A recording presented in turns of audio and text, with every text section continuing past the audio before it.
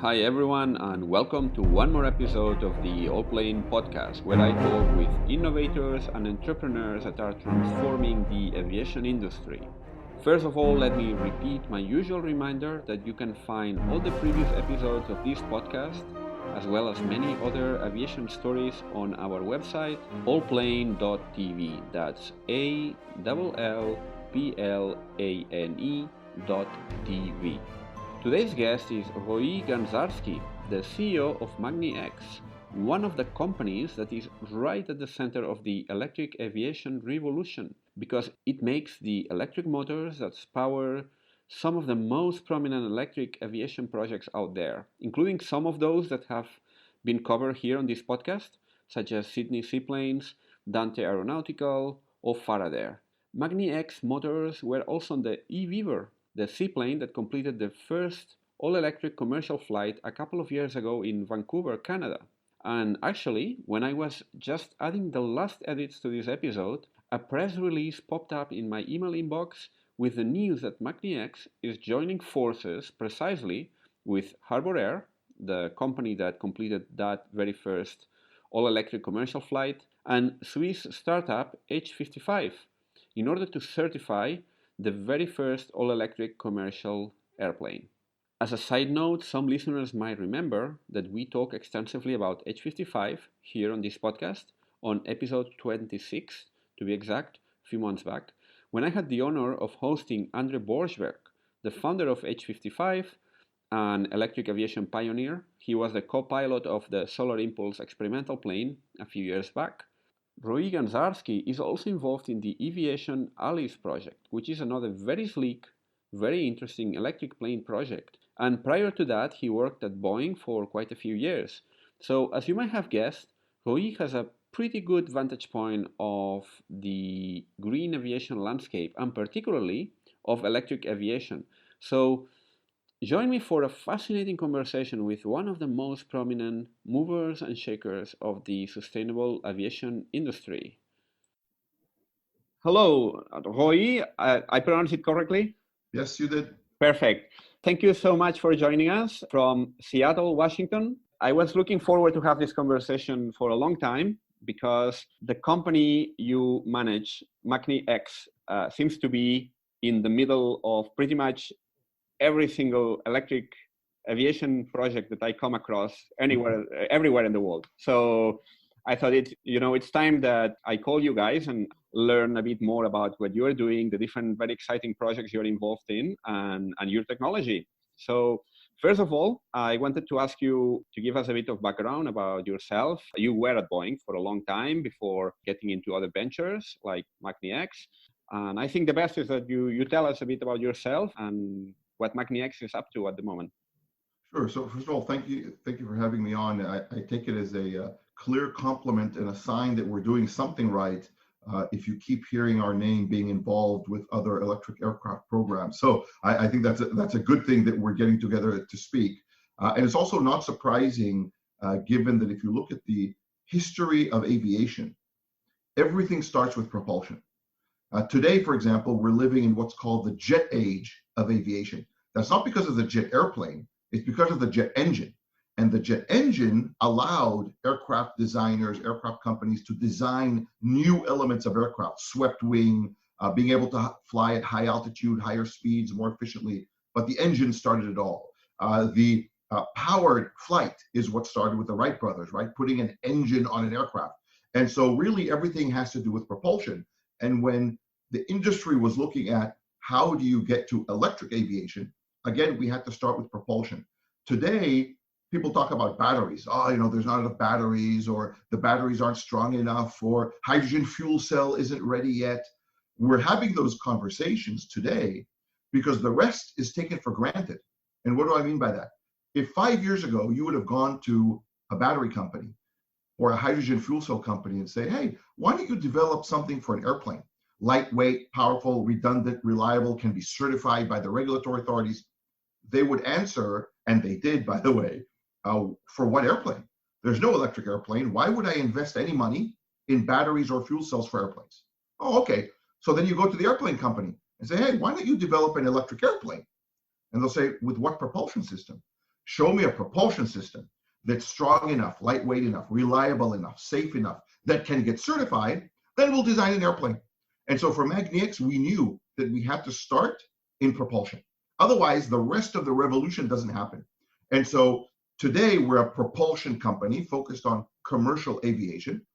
And now that and we've been flying aircraft, and we can talk about that later, but now that that's happening, then aircraft companies started to design new aircraft to be electric. So now we're in the natural place where people are talking about batteries and fuel cells.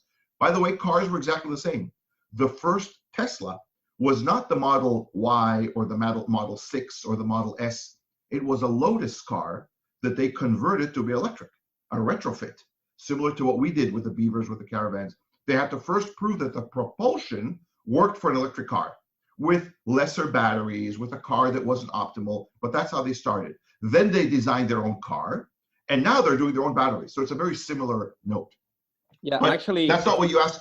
You asked who I am and my background. Yeah. So let me just give you a quick background on myself. So I'm Roei Ganzarski. I'm currently the CEO of magniX, the electric propulsion company. I've been in the aviation industry for quite some time. I was I'm originally from Israel. I was in the military there, did some work in advertising, then came to the US to get my MBA and did some work in corporate finance and investment banking. Then joined the Boeing company and spent 13 years at the Boeing company in various positions and various roles that are customer facing. After the Boeing company, I left to join 6 phenomenal mathematicians and software engineers in starting a startup for real-time optimization software. And we had various customers eventually customers such as NetJets and others, where our software would real-time schedule all of their operations and disruptions. And then after almost 7 years with Bold IQ, I then joined magniX to kind of do the same thing. They had a piece of technology. magniX, in fact, started in 2009 doing electric motor R&D, not really for commercial purposes or not even related to aviation, but just commercial R&D. And they did that starting in 2009. And so our expertise and legacy of electric motors is very, very strong. In 2017, we developed a motor that eventually became our prototype. Very powerful, very lightweight, turning at very low speed, which is very important. And we can talk about that later as well if you want. But we thought maybe someone can actually use this motor beyond just being an interesting R&D point. And so we talked to various industries, but very quickly it became evident that aviation was the place to be. First of all, there was no electric aviation industry. And so that's a great place to go in, right? If you know anything about kind of red ocean, blue ocean, strategic thinking, etc., why go to where everybody is competing? Let's go to where very few are competing. The only one company at that point in the world that had developed a motor that was close to what we developed in capability was a small company in Europe called Siemens. And I say that, of course, jokingly. And they were about to fly their Extra 300, their airplane with their electric motor. And then the various other groups and stakeholders within aviation said, with your motor, it really lends itself well to aviation and could be certified. And so in late 2017, the company pivoted from being an R&D company for electric motors to a commercial business focused on electrifying commercial aviation. And that's when I joined the company. And as they say, the rest is history. Yeah. magniX started in Australia, right? Correct. And then it moved across the Pacific Ocean. That's right. So magniX started in Australia and was in Australia until very recently.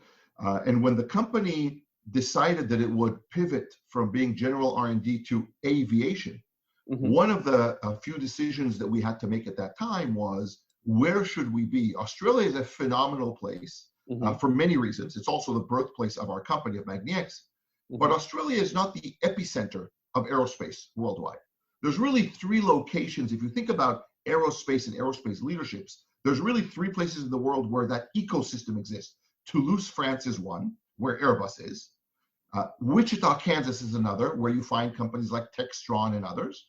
And Seattle, Washington, where Boeing is. And it's not because Airbus or Boeing or Cessna are the actual customers or users, but the ecosystem that's around them, all their suppliers that come there, the universities teach thing specifically for that, the employment base that's there. So it's an ecosystem that's built for aerospace. So we were looking at where should we put the headquarters and eventually the operations of magniX in one of these ecosystems, but we also wanted another thing.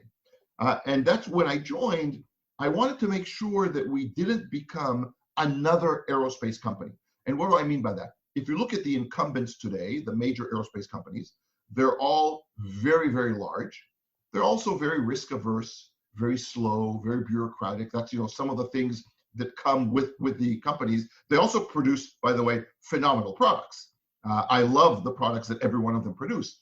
But the companies are doing so very slow because they're very, very big. At 50, 100,000 people, at hundreds of billions of dollars, it's difficult to maybe be quick, nimble, innovative.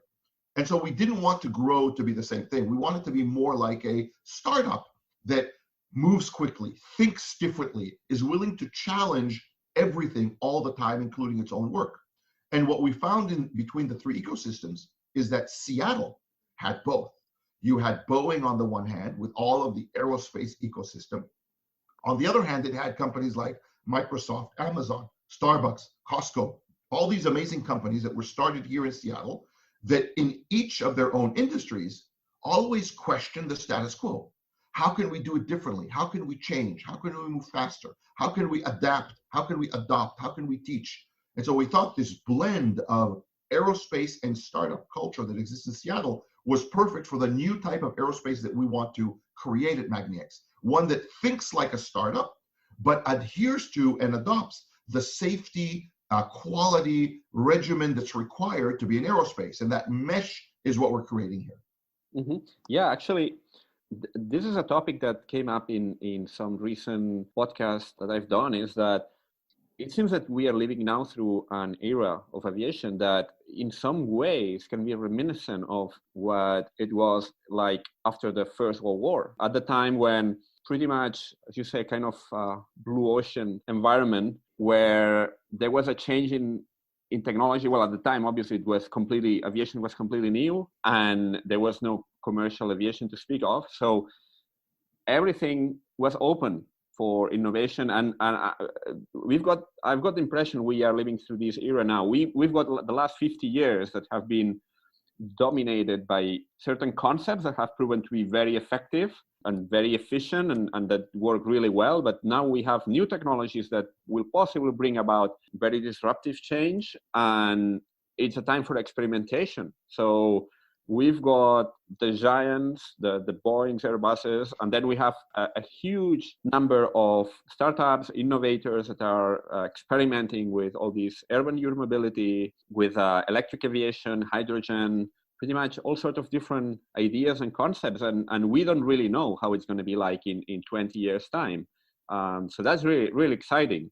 I think you're absolutely right. I think the last time we saw something like this in aviation was probably in the 20s, 30s, maybe even 40s of the century, in that the questions that were asked then are what we're asking today. Why not? The incumbents ask, why? Mm-hmm. We have a great model. We make money. It works. It's been working, like you said, for 50, 60, 70 years. Why? The newcomers, magniX, Eviation, Faraday, Sydney Seaplanes, Universal Hydrogen, we're all asking the different question, why not? Because the time to make the change is now. The requirement from our consumers, from the world, from the population is we must change aviation. So why not do it this way? And it's a very different approach to things. And it's like you said, it's very exciting. It's also very scary, right? There's a lot of, as opposed to in the 20s and 30s, today there are incumbents that maybe don't want to see us succeed, that maybe don't want to see a change, right? Think of Kodak and digital cameras. They didn't want digital cameras. They wanted film. There's nothing like film. Film was how they were making money. Film was proven for a long time. Why do digital? And we know Kodak is gone from the world now, right? Because the world wanted change. And so I think we're in a very similar situation today. In this context, you have basically two basic designs, right? One more powerful than the other, but similar in concept. And you are fitting this system into different types of aircraft. You mentioned a few of them. You mentioned Sydney Seaplanes, Faraday, both were here in the podcast, by the way. Mm. Also, this, I guess they can work both with battery, but also with hydrogen, with a yes, that's right, and even also with a hybrid. Yeah, and hybrid systems as well. What can you tell us about those systems? How do they work? How you usually work with these companies? How you work together to make it work as part of a bigger system that these entrepreneurs or innovators are working on? Sure. So magniX is an electric propulsion system focused on commercial aviation. And what does that mean for us? Commercial aviation for us is working with aircraft that were designed to be a business tool for airlines, operators, commuters, etc. So we don't work with 2 or 4 passenger or 1 passenger planes. We don't do race planes. We don't do experimental planes. We don't do small trainers. There's nothing wrong with those. It's just not where we're focused. We're also, by the way, not focused on how do we take a 777 and turn it electric in 50 years. That's also not our focus. We are very pragmatic, very practical in that we believe that the way to revolutionize this industry is from where the majority of people want to fly. And that is what we define as middle mile flights, 50 to 1,000 miles in range, fixed wing aircraft taking off from an airport, landing in an airport.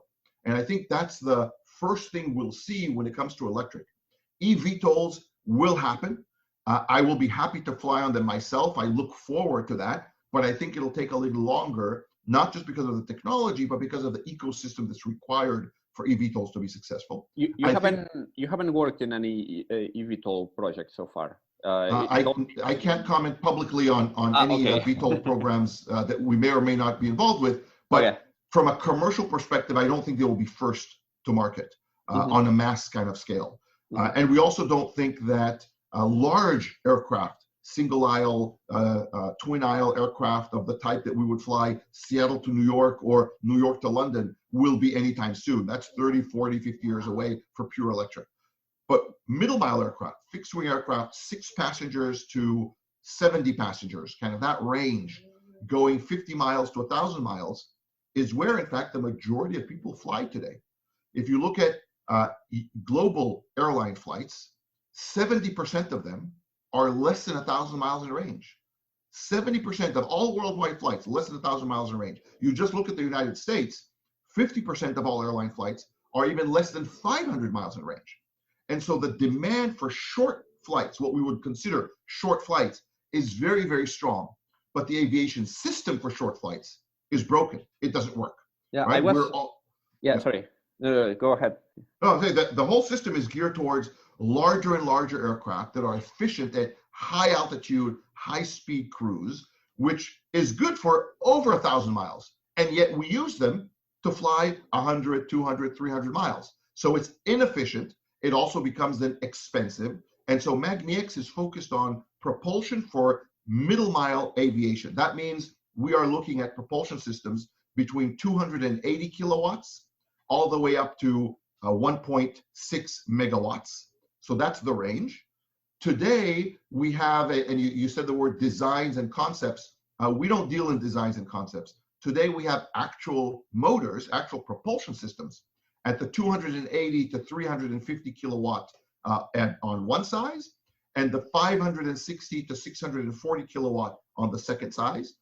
Both are flight proven. We have been flying aircraft with these propulsion systems. We've been running them for a few years now. And so those are the 2 that we offer today to operators.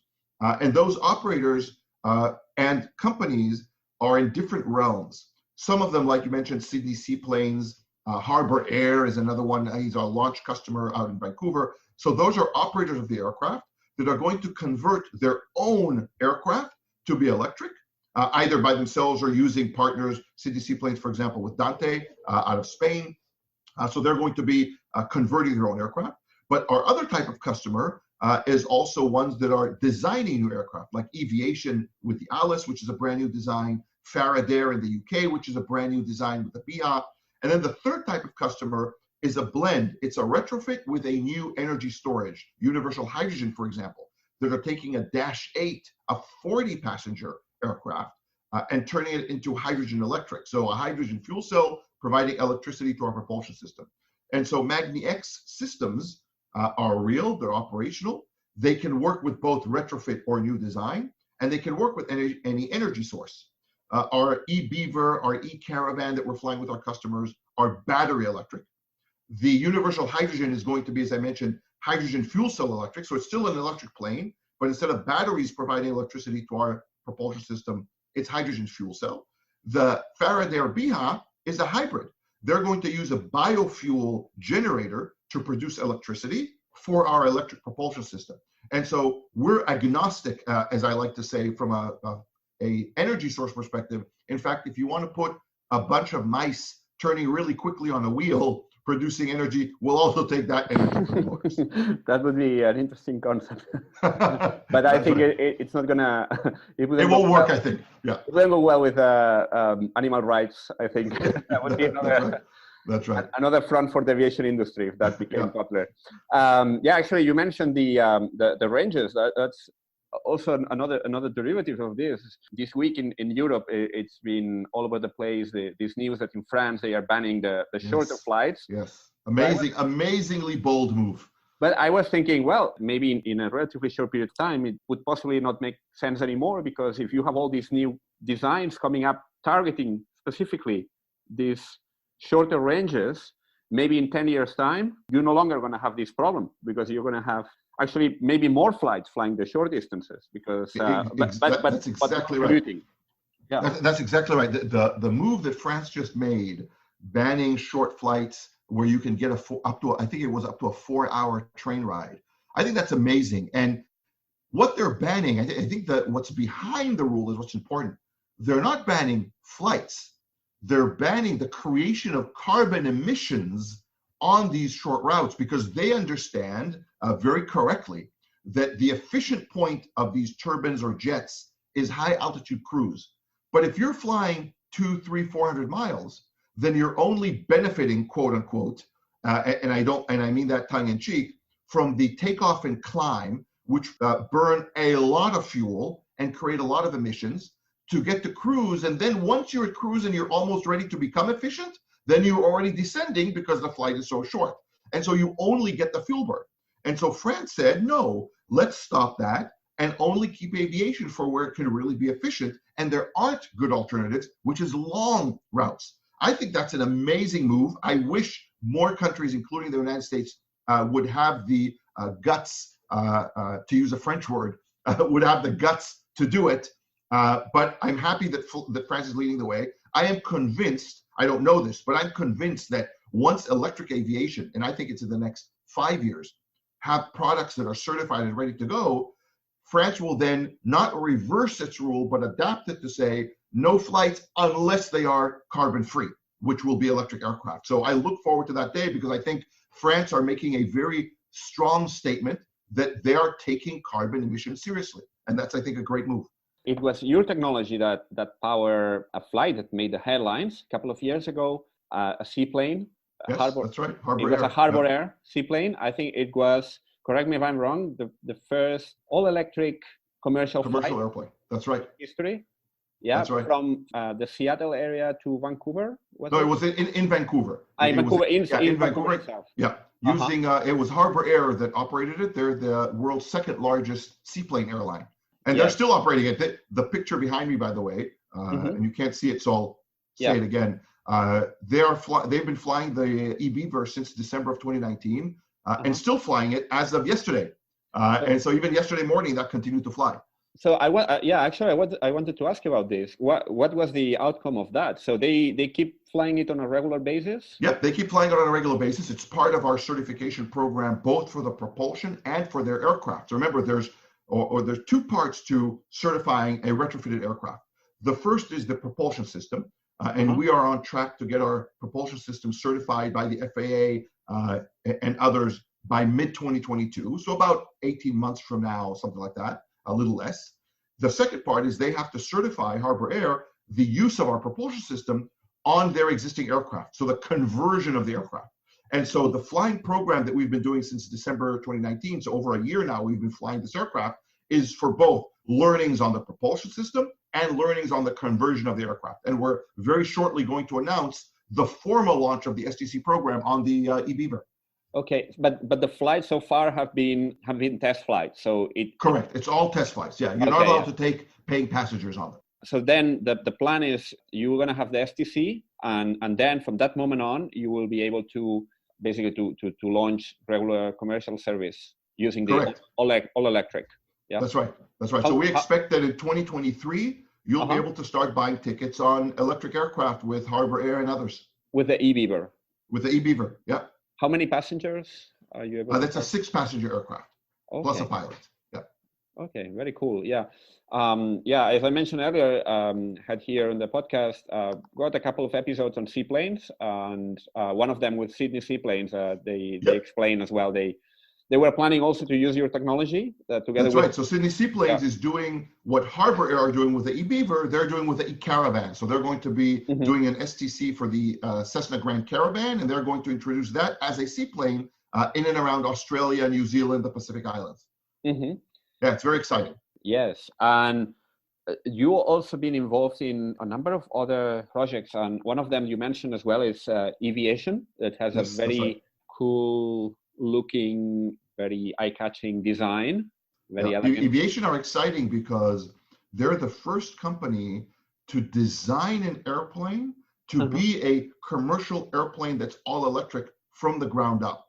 So as opposed to the retrofits, the eBeaver, the eCaravan, which are great aircraft, even the Dash 8 with universal hydrogen, these are going to be great aircraft, but you're limited to the design of the aircraft that was originally for fuel. And so it's designed differently. The aerodynamics, of course, of all three of these, the Beaver, the actual Beaver that we're flying is literally 62 years old, as are the Caravans, as are the Dash 8s, etc. These are all designed aircraft that were designed around heavy, large, vibrating internal combustion engines that create fumes and high heat, etc. When Eviation designed the aircraft, this was looking at electric propulsion and saying, what is it that you can do with electric propulsion that is lightweight, low vibration, low speed, low temperature, no emissions? How can you build an aircraft that takes advantage of that? And so you can see on the Alice, if you look at images of it, it's a very sleek, aerodynamic looking plane, right? Almost looks like a dolphin. That's, of course, a perfect animal to fly through the water. This is a perfect one to fly through the air. So really sleek capabilities, very smooth body, dolphin-like nose. So they designed this aircraft to be an efficient electric aircraft from the beginning, and that's going to fly already its first flight this year using our propulsion systems as well. So that's a very exciting. Very cool. And what ecological niche is going to occupy this Alice aircraft? What sort of market segment is it aimed at? So the Alice is a 9-passenger aircraft that will fly 440 nautical miles. So if you think of that, that's around 500 plus minus regular miles. That's 50% of all airline flights in the US, as I mentioned. When with 9 passengers, that means that you can go to half of where the United States wants to go when it flies, except with 2 big differences, actually 3 big differences. One, it's going to cost a fraction of what it costs to operate an equivalent aircraft of that size. So at around, I think that I saw somewhere at around $400 an hour to operate the aircraft, plus minus, compared to even take the Cessna Caravan, around $1,500 or $1,400 to operate for 9 passengers. So 9 to 9, and you're looking at a fraction of the cost to operate, which means operators can operate more flights to more places, more frequency, and even lower ticket prices. So now more people have access to flights. So that's one advantage. The second advantage, because it's a 9-passenger plane and not a 90-passenger plane, you can access any one of the thousands of airports that are across the United States, across Europe, right? There are a bunch of airports in Europe. They're not used by airlines, but they're really good for a 9-passenger plane. That means that if you want to fly anywhere in Europe or the US, you have to sometimes drive for hours through traffic to get to the main airport, to take a 40-minute flight to get to another airport that's far away and drive another 40 minutes into town. What if you could actually use with these smaller airplanes, the smaller airports that are closer to town? So now maybe you drive 10 or 15 minutes to the airport. It's a small airport, so maybe you get there 15 minutes ahead of time instead of an hour. You still do a 40, 50-minute flight, and you get to another airport that's closer. So that's the second advantage, is access to more airports because the infrastructure exists. And of course, the third is the obvious one, zero emission. You can fly knowing that you're not creating any harm to your health or the environment. And so the niche, if you will, for Alice is not so much a niche. Think of package delivery. Think of commuter aircraft. Think of scheduled or charter. Even individuals who today fly on business jets, 1 or 2 people on a 9-passenger jet that creates a lot of fumes, a lot of emissions, they can also fly in an electric plane, and they can do it cheaper and with no harm. And so it really opens the door to every market and new markets that don't exist today. How cheaper? What ballpark is this? So take a 9-passenger Cessna Caravan. That will cost per hour of flight about $1,400 plus minus, depending on how you operate, etc. per hour. That includes fuel, maintenance, etc. The Alice will be around $400. So imagine $400 per hour, and it's 9 passengers. Mm-hmm. So from that versus $1,400 for 9 passengers. So just that cost difference there, the airline can share that with the operators, with the customers or people sending packages, and so the cost goes down, and they can keep that profit and expand their capability, provide more services, more airports, et cetera, et cetera. Yeah. So it's a significant drop in cost.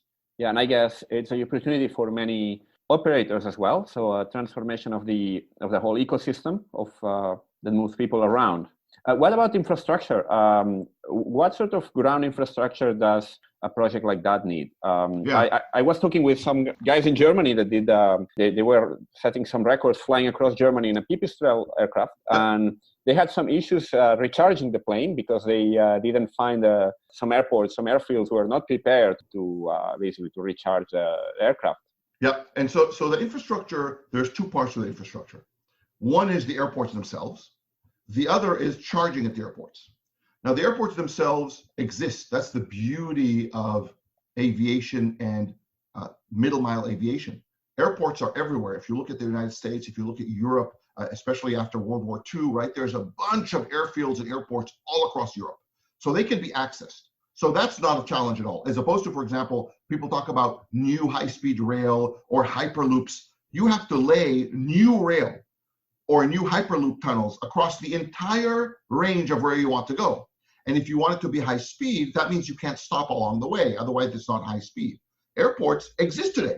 We just use the existing airports. So then the remaining question is charging. Today, many of these airports don't have airplane charging because there's no electric airplane.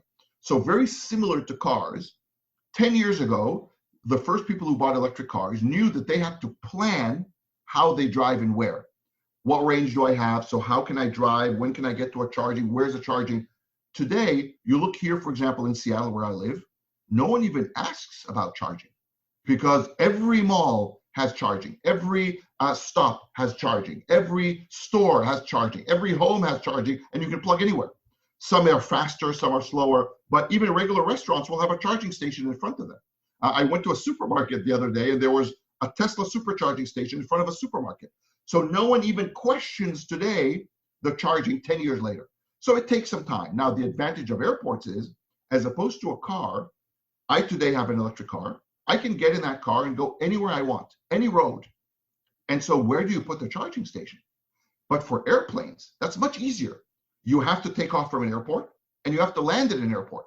And so we know there's a finite number of airports that we need to tackle. And so that's already an easier job than cars, but cars prove to us that it can be done, so airports can be done. But when specifically for the infrastructure for airports, there's 2 things that we're working on together with partners on this. One is, how do you put permanent charging capability in the main airports, right? The airports where people will fly in and out of a lot. So you want some permanent capability. The nice thing is that in both the US and Europe, many of these airports already have electric charging capability for cars. So it's on the other side of the fence, but they already have the electric grid infrastructure because electric cars have become so popular, especially in Europe and the US. And so now we have to talk to the airports about, hey, why don't you put the charger on the other side of the fence so that the electric plane can come and charge from it? So that's one. If they don't have that already, they can create, connect the electric grid to the airport and then put a charger in place. Again, we're not talking about new airports, new terminals, it's an electric line and a charger. So fairly simple and much lower cost than a new airport. But we're also working on a mobile charging capability. And what does that look like? Imagine we put batteries on a plane. And let's say, just for easy math, the battery has a life of 1,000 flight hours, let's say, or 1,000 flight cycles, depending on however you want to count. I assume that the regulatory authority, the FAA or EASA, will say, I know it has 1,000, but at 800, I want you to take it off the plane. Why? To be conservative. So now at 800, I have a battery pack that's fantastic, that still has a great life, but I can't put it on the plane anymore for regulation. We're going to put it in a trailer or a truck. We already have a few of these demonstrators operational. So now I have a great battery pack in a truck that can come to the airplane if that airport doesn't have charging capability. And then it can charge the plane and then go off airport to charge itself somewhere, maybe at night when the electricity is even cheaper than what it is. Maybe it can go to a solar farm if there's not one on the airport, et cetera, and it can charge there, then come back to the airport. So we're also working on this mobile charging capability. But the nice thing about infrastructure is, for electricity, it's getting cleaner and cleaner every year. There's a clear pathway to clean energy. Fuel will always be dirty. You will always create emission at the point of use in the airplane, and you will always create emission when creating the fuel, digging for the oil, refining the oil, transmitting the oil to the airport. It will always be dirty. But electric, the nice thing is, at the point of use, electric creates no emissions. But even if you go back and look at creating the electricity, many places today in the world are over 50% renewable energy, solar, wind, hydro. Here in Washington State, where I am, we're at over 75%. New Hampshire and the Boston area, where Cape Air are, the launch customer for Eviation, for example, they're over 90% renewable energy. Even Texas, which is the oil state of the United States, is over 60% renewable, and it's getting better every year. And so that's the exciting part about the electric infrastructure, is there's a true pathway to be completely clean. Mm-hmm. Yeah, I was actually talking with the person that manages the Norwegian airports environmental side, and we were kind of joking that actually Norway is also a big producer of oil, but they produce like 95% clean energy thanks to hydro energy. I wanted to ask you about the way you work with all these entrepreneurs and all these companies. Do you have these two designs and you kind of work with them to make them fit, or you also work, or is it two-way? It's like a two-way road where you also kind of working on new designs based on the feedback you are getting from these entrepreneurs. And the next question is, if let's say you are an innovator somewhere in the world working on a new concept of a green aircraft, and they are looking for a provider of this propulsion technology, and they come to you, what's usually the way to go? I mean, is it off the shelf as it is, or is there a way to work together with these entrepreneurs to develop a custom solution? Yeah, so that's a really good insight. So the way we work with current operators or OEMs is on a wide range of, or a wide spectrum of capability. One, we have our existing propulsion systems that fit most of the companies we talk to.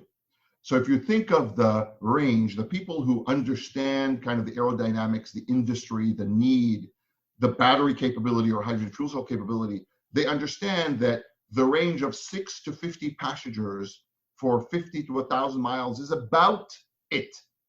Anyone wanting to do more than 1,000, it's a challenge. Anyone wanting to do more than 50, it's a challenge, because you don't have the energy density today in the batteries or fuel cells to be able to do that. And so everyone's about in that range. That's why we designed our propulsion systems to meet those ranges of the aircraft today that fly them. So if you take any aircraft, or I won't say any, if you take most aircraft, 6 to 50 passengers, their propulsion systems, either single engine, multi-engine, but their propulsion systems will fall in the range of 280 kilowatts to about 1.5 megawatts, which is where our systems are. And so when I said that as magniX, at the end of 2017, we pivoted to become an electric propulsion company for commercial aviation. we then designed our propulsion systems looking at that marketplace. And so we have yet to run into the company that says, oh, I need actually a propulsion system in a power level that is exactly what you don't have. So we haven't met that company yet. I'm not saying they don't exist, but we haven't met them yet. So far, between our two models, because the models themselves are modular and have a range of capability, we're able to cover all those needs.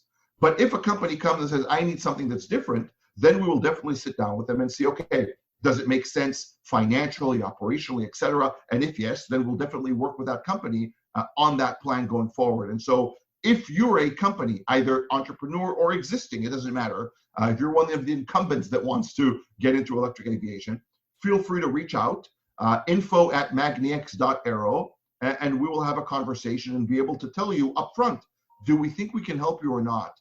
One of the things we have found as we work through this is transparency and being straightforward is much better for everyone involved. And so if we're talking to an operator and we quickly figure out, we don't think that the airplane you are designing will work with our propulsion system or anything that we can do, we'll tell you up front. And we'll even suggest, here are some companies that maybe you can get a propulsion system that will work for you. Or if we don't think it's possible to do within the budget that's being asked, we'll say, look, with that budget, we can't help, but here may be some other companies who can do it. So we've learned to be very transparent and very straightforward, because the more all companies win, the more we all win from that perspective. Are you planning any product range extension in the near future? Any new designs to add to these two core products that you are offering? We are, but at this stage, I can't share what they are. I'm sure you understand. Yes, of course. Yeah. And yeah, just to wrap it up, I wanted to ask you as well about, well, I don't know if that's something you can talk about or not, whether you are planning to add new airlines, new aircraft producers or entrepreneurs, innovators to your portfolio of projects. Yeah, we have a few more customers that we have signed as launch customers. We have not announced them yet. We don't, depending on both sides, whether we want to share it or not, and why and how and when. But there are some more beyond what's already been made public, but we're not sharing them yet. Once we can make them public, then we make them public. Mm-hmm.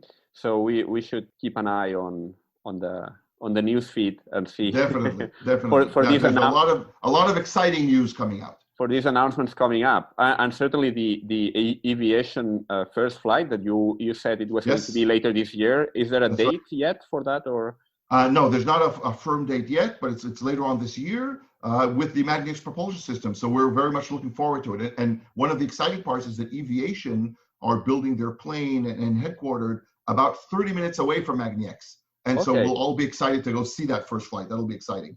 Is it going to be in the Seattle area? Yes, in Washington State. That's right. Okay, very good. So if people want to learn more about all these very exciting projects, are there specific channels you would recommend? Your website, social media? So our website, magniX.aero, AERO, is definitely one place to go. In terms of kind of ad hoc real-time news, we usually on LinkedIn or Twitter are two places that we usually kind of put out the news as they happen. Mm-hmm.